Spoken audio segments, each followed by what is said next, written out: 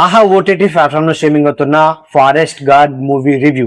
ఇది ఒక మలయాళం మూవీ. ఈ మూవీని తెలుగులో డబ్ చేసి రిలీజ్ చేశారు. ఈ మూవీ యొక్క స్టోరీ గురించి సింపుల్ గా చెప్పాల్సి వస్తే, ఒక కాలనీలో ఉన్న వ్యక్తి అయిన మిథున్ తను పొలిటికల్ గా ఎదుగుతున్నాడని తెలుసుకున్న ఆ ఏరియా పొలిటీషియన్ మిథున్ యొక్క ఫ్రెండ్స్ చేతే మిథున్ ని చంపించడానికి ఒక పొలిటికల్ డ్రామా ఆడతాడు. ఆ పొలిటికల్ డ్రామా అనేది ఎంతవరకు వర్కౌట్ అయింది అనే పాయింట్ మీదే రిమైనింగ్ స్టోరీ అయితే ఉండిద్ది అనమాట. ఉన్నప్పటికీ ఈ మూవీ యొక్క స్టోరీ పాయింట్ బాగున్నప్పటికీ బట్ దాని ఎగ్జిక్యూషన్ అనేది అంత బలంగా లేదని చెప్పుకోవచ్చు అనమాట. ఎందుకు అన్నానంటే, అసలు మిథున్ అనే ఒక వ్యక్తికిను ఆ పొలిటీషియన్ కి మధ్య వచ్చిన గొడవ ఏంటి, ఆ గొడవని అంత ఇన్ డీటెయిల్ గా ఎస్టాబ్లిష్ అయితే చేయలేదు. ఇంకోటి ఏంటి, మిథున్ అలాగే మిథున్ ఫ్రెండ్స్ కూడా గొడవ అయితే వచ్చింది అనమాట. అంటే మిథున్ ఫ్రెండ్ వచ్చేసి ఆనంద్, మిథున్ కిను ఆనంద్ కి మధ్య గొడవ కూడా వచ్చింది. అసలు వాళ్ళిద్దరి మధ్య ఎందుకు గొడవ వచ్చింది, వాళ్ళిద్దరు ఎందుకు విడిపోవాల్సి వచ్చింది, ఈ పాయింట్ లో కూడా అంత క్లారిటీ అయితే ఎవరని చెప్పుకోవచ్చు అనమాట.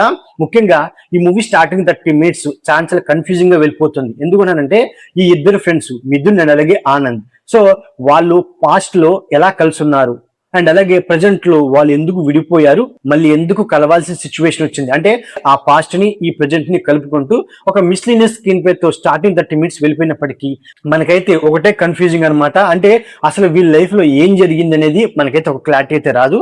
బట్ మెయిన్ పాయింట్ రివీల్ అయినప్పటి నుంచి, అంటే వీళ్ళు ఎందుకు విడిపోయారు అండ్ అలాగే మళ్ళీ వీళ్ళు ఎందుకు కలవాల్సి వచ్చింది, ఇలాంటి పాయింట్లకి ఒక క్లారిటీ అయితే వచ్చింది అనమాట. ఆ క్లారిటీ వచ్చేంత వరకు మనకి ఒక కన్ఫ్యూజింగ్ గానే ఉండిద్దని చెప్పుకోవచ్చు అనమాట. అంతేకాకుండా సో ఈ మలయాళం మూవీస్ లో క్లైమాక్స్ పోస్ట్ అనేది ఖచ్చితంగా మనల్ని ఇంప్రెస్ చేస్తుంది. ఆ విధంగానే ఈ మూవీ క్లైమాక్స్ పోస్ట్ అనేది చాలా ఇంట్రెస్టింగ్ అయితే ఉందన్నమాట. బట్ ఈ మూవీలో మెయిన్ ఏంటంటే షేన్ టామ్ గారి క్యారెక్టర్ అయితే ఉండిద్ది అనమాట. అసలు ఈ స్టోరీకిను అండ్ అలాగే షేన్ టామ్ క్యారెక్టర్ కి ఉన్న సంబంధం ఏంటనేది నాకైతే ఒక క్లారిటీ రాలేదు. అంటే ఆ షేన్ టామ్ గారు చేసిన పనిని వేరే ఏ యాక్టర్ తో అయినా సరే పెట్టి చేపించవచ్చు, బట్ దానికి షేన్ టామ్ గారి క్యారెక్టర్ ని పెట్టడం దేనికి అనేది నాకు ఒక క్వశ్చన్ మార్క్ నాకైతే అనిపించింది.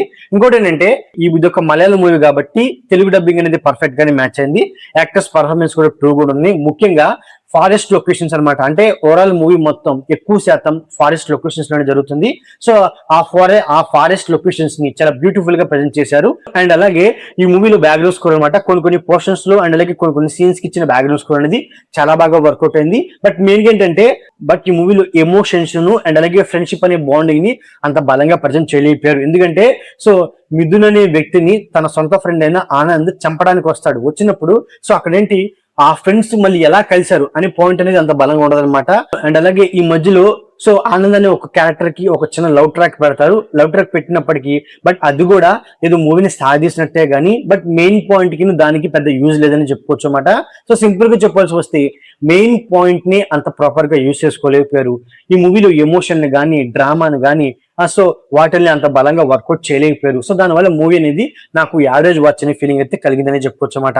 సో ఓవరాల్ గా ఇదండి ఫారెస్ట్ గార్డ్ మూవీ రివ్యూ. నా రివ్యూ నచ్చినట్లయితే వీడియోకి ఒక చిన్న లైక్, అలాగే మన ఛానల్ ని సబ్స్క్రైబ్ చేసుకోండి. Okay, thank you all.